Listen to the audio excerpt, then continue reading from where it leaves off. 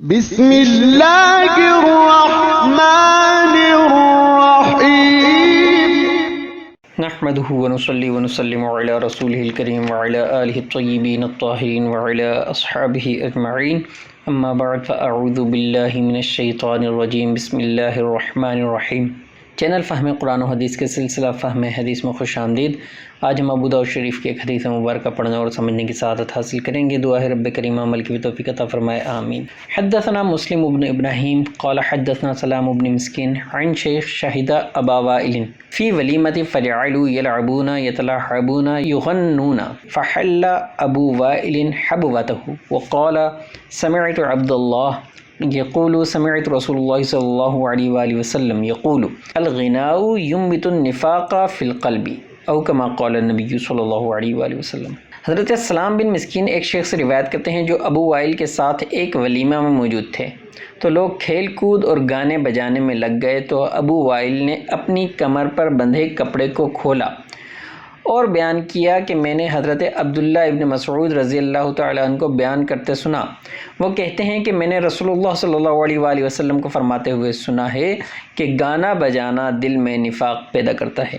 حدیث مبارکہ میں موسیقی اور گانا سننے کے نقصانات میں سے ایک نقصان نبی رحمت صلی اللہ علیہ وآلہ وسلم کی زبان مبارک سے ارشاد ہوا ہے۔ موجودہ حالات میں جہاں دیگر اسلامی احکام پر عمل کرنا دشوار ہو چکا ہے، وہیں میوزک سے بچنا بھی دشوار ترین ہو چکا ہے۔ یہ ایک ایسا ناسور ہے جو ہمارے معاشرے کو چاٹ رہا ہے، یہاں تک کہ کچھ کم عقل لوگ موسیقی کو روح کی غذا بھی کہتے ہیں۔ غور کریں کہ وہ چیز روح کی غذا کیسے ہو سکتی ہے جس کا آغاز شیطان نے کیا ہو۔ فردوس الاخبار جلد اول صفحہ 34 پر ہے کہ نبی اکرم صلی اللہ علیہ وآلہ وسلم نے ارشاد فرمایا، شیطان نے سب سے پہلے نوحہ کیا اور گانا گایا۔ یہ تو ایک ایسی چیز ہے کہ جس سے دنیا و آخرت دونوں برباد ہوتی ہیں۔ اگر کسی کو گانا سن کر لذت محسوس ہوتی بھی ہے تو یہ اسی طرح ہے کہ کسی کو خارش لگی ہو اور اسے خارش کرنے میں لذت ملتی رہے اور پھر کچھ دیر بعد یہ مزہ اس کے لیے وبال جان بن جائے۔ میوزک دنیا و آخرت دونوں کے لیے نقصان دہ ہے۔ اس کے کچھ نقصانات یہ ہیں: نمبر 1، دل میں نفاق پیدا ہوتا ہے۔ نمبر 2، بے حیائی عام ہونے لگتی ہے۔ نمبر 3، اللہ کی یاد سے غفلت ہونے لگتی ہے۔ نمبر 4، بے سکونی و بے اطمینانی کی کیفیت طاری رہنے لگتی ہے۔ نمبر 5، فحش گوئی عام ہونے لگتی ہے۔ نمبر 6، عشق مجازی کی تباہ کاریاں دیکھنے کو ملتی ہیں۔